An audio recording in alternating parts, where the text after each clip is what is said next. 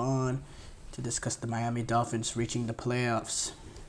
Saw my beloved Lakers lose to Franz Wagner game winner.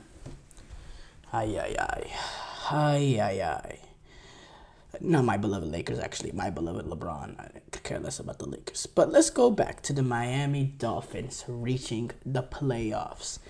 The Miami Dolphins are now sitting at with back-to-back wins over the Los Angeles Rams and the Oakland Raiders.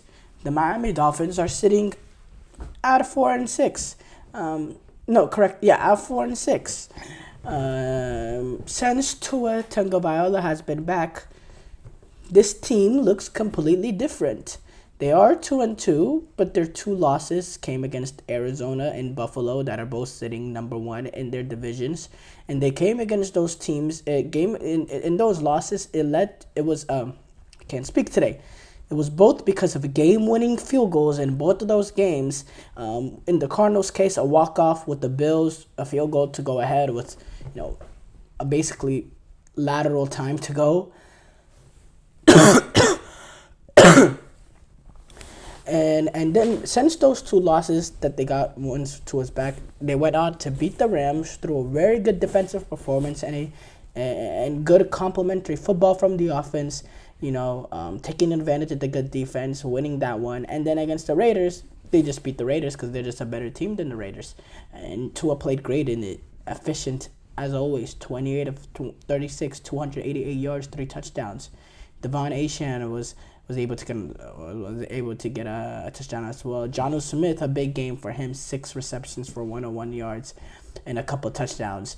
I think this Miami Dolphins team is a little bit more balanced. They are, they're not as heavily reliant on Tyreek Hill and Jalen Waddle as you expect them to. Jalen Waddle and Tyreek Hill in this game, they didn't even they combined for 71, 81, 90. For 90, they didn't even combine for 100 yards, and they still won the game.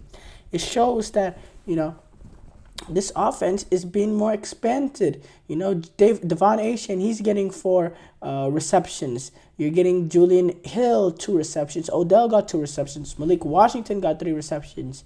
Do we know what Jonnu Smith did? He averaged 16.8 yards per game.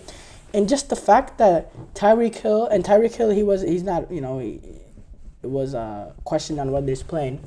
Even if him just on the field as a decoy, just running as fast as he can, moving the safety, occupying a safety over the top, it opens up opportunities for Jonnu Smith to find seams, in the vertical lanes to, be able to get his production.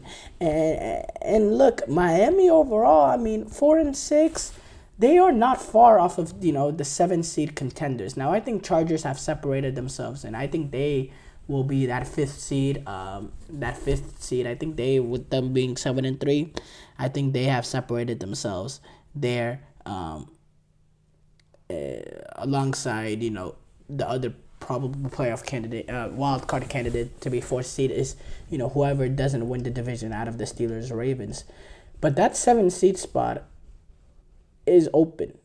That 7th-seed spot is open, and right now is accustomed by the Denver Broncos, who are 6-5 after their dominating win over Atlanta, which by the way is a very interesting team to cover. The Atlanta Falcons. I couldn't imagine trying to cover that team.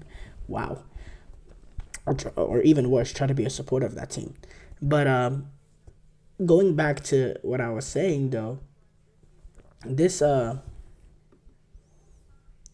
Miami Dolphins team, they're competing with a Broncos team that's 6-5, which is which is only 1.5 game difference, just with the Broncos not having their bye week yet. I believe their bye week is their bye week is actually, I believe their bye week is week in 2 weeks. They're gonna play this weekend, and then they're gonna play on Monday against the Browns. Then it's their bye week. No, is it? Yeah, then it's their bye week. But going back to what I was saying though, Denver Broncos, they're gonna be. I mean, Miami, they're gonna be in direct competition with the Denver Broncos for that seventh spot. Them, the Denver Broncos, and probably Indianapolis Colts and Cincinnati Bengals. It's a four-team race. Now the Bengals are obviously the team clearly behind with 7 losses already, but they're definitely not out of it. When you factor in the fact that the team right now currently sitting in seventh has 5, there is life there. Now the Denver Broncos, if you look at their schedule, not the most difficult. You have the Browns.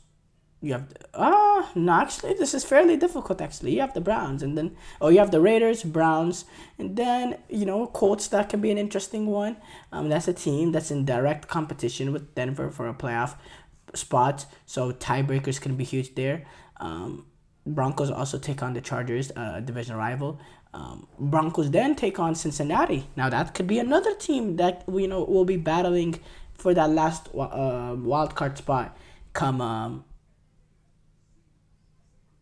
January, or that game is actually late December, and maybe that game can have a big impact. And then Chiefs close off the season against Denver January 5th, and you never know. Kansas City Chiefs might have whatever their goals are by that period, whether it is to be that sorry about that, whether it is that fact that they are the first seed. Maybe they don't even have players, have starters playing in that game. So who knows? That's not an easy schedule, but that's not the worst schedule in the world. Miami got some tough ones. Miami do have to play the Packers. Actually, no, this is relatively not that hard either. Apart from Packers and the 49ers, who, could be could be a comfortable win nowadays. But other than that, you're not really frightened. You get the Jets twice. Miami does. You get to play the New England Patriots, the Houston Texans, the Cleveland Browns. Miami. This is not the worst schedule in the world for Miami to sneak in there. I think they definitely do it. They could definitely do it. Now, they'll have to win games that Denver doesn't. They'll have to. There's only 6 games, or there's only 7 games left. They need to gap them by two games. The offense does against the Bengals, but not Bengals. Broncos. Dolphins need to do that with the Broncos because the Broncos are a game and a half ahead of them. But I think Miami are on a forward momentum.